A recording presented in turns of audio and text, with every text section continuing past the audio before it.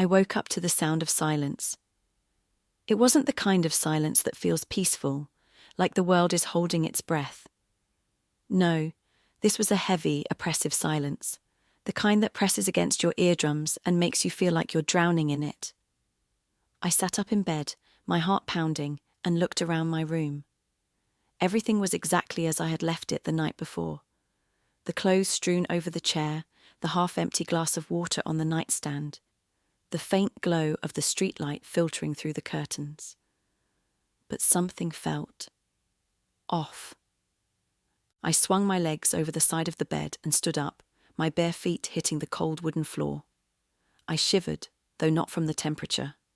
The air felt charged, like the moment before a storm breaks.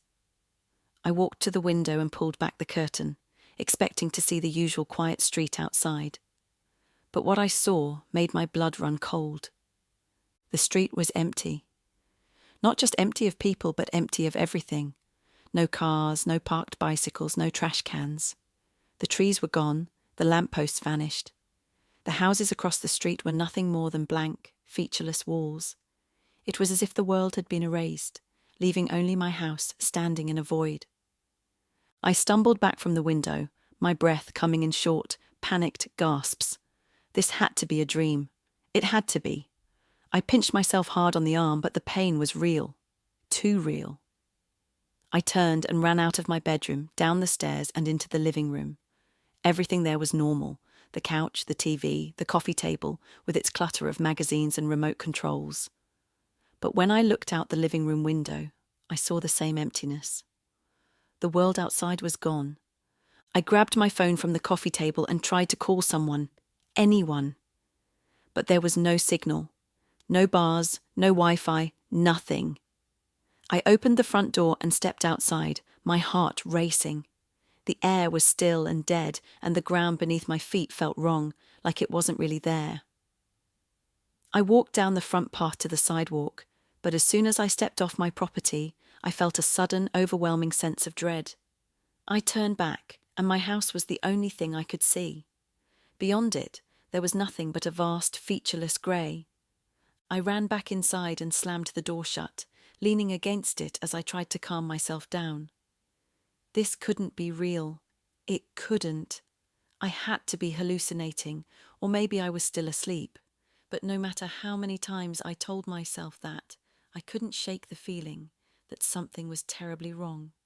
I spent the next few hours pacing the house, trying to make sense of what was happening. I tried the TV, but it only showed static. The radio was the same, just white noise. I even tried banging on the walls, screaming for help, but no one came. It was as if I was the only person left in the world. As the hours dragged on, I began to notice something else. I wasn't hungry. I hadn't eaten since the night before, but I didn't feel the slightest bit of hunger. I wasn't thirsty either. I went to the kitchen and opened the fridge, but the sight of the food inside made me feel nauseous. I couldn't bring myself to eat anything. I sat down at the kitchen table and put my head in my hands. What was happening to me? Was I dead? Was this some kind of afterlife? But if I was dead, why was I still in my house? Why wasn't I in heaven or hell or wherever people go when they die? I thought back to the last thing I remembered before waking up to the silence. I had been driving home from work, tired and distracted. There had been a car coming towards me, its headlights blinding. I had swerved to avoid it. And then, nothing. I couldn't remember anything after that. I stood up and went to the bathroom, staring at myself in the mirror. I looked the same as always. Same face, same hair, same tired eyes. But something about my reflection seemed off. I reached out to touch the mirror, and my hand passed right through it. I stumbled back, my heart pounding. This wasn't possible. I couldn't be a ghost. Ghosts weren't real. But if I wasn't a ghost, then what was I? Why couldn't I touch anything? Why couldn't I feel hunger or thirst? Why was the world outside my house gone? I spent the next few days, or what felt like days, in a state of numb disbelief. I tried to interact with the world around me, but nothing worked. I couldn't pick up objects, couldn't turn on lights, couldn't even feel the floor beneath my feet. It was like I was trapped in a dream, unable to wake up. Then, one day, something changed. I was sitting in the living room, staring at the blank TV screen when I heard a noise. It was faint at first, but it grew louder and louder until it was unmistakable, the sound of footsteps. Someone was in the house. I jumped up and ran to the front door, my heart racing. The footsteps were coming from upstairs. I climbed the stairs as quietly as I could, though I wasn't sure why I was trying to be stealthy. If I was a ghost, no one could see or hear me, right? When I reached the top of the stairs, I saw her. A woman, about my age, was walking down the hallway towards my bedroom. She was dressed in a business suit, her hair pulled back in a neat bun. She looked familiar, but I couldn't place her. I followed her into my bedroom, watching as she looked around with a puzzled expression. She walked over to the nightstand and picked up the half-empty glass of water, frowning at it. Then she turned and looked right at me. For a moment I thought she could see me. My heart leapt with hope. But then she walked right through me, as if I wasn't even there. I turned and watched as she left the room, her footsteps fading as she went back downstairs. I sat down on the bed, my mind racing. Who was she? Why was she in my house? And why did she look so familiar? Over the next few days, more people came to the house. A man in a police uniform, a woman in a lab coat, a couple of people in suits. They all walked through the house as if they owned it, poking around in my things, talking in low voices. I tried to talk to them, to scream at them, to get their attention in any way I could, but it was no use. They couldn't see or hear me. Then, one day, I heard something that made my blood run cold. The woman in the business suit was talking to the man in the police uniform in the living room. I crept closer, trying to hear what they were saying. "It's a shame," the woman said. "She was so young." "Yeah," the policeman replied. "Car accident, hit head on. She didn't stand a chance." My heart stopped. They were talking about me. I was dead. I had died in the car accident, and now I was a ghost, trapped in my own house. I felt a wave of despair wash over me. This was it. This was my afterlife.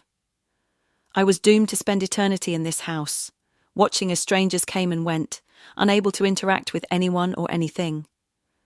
But then, something even more terrifying occurred to me. If I was a ghost, why was the world outside my house gone? Why was there nothing but emptiness beyond my front door? Was this some kind of purgatory?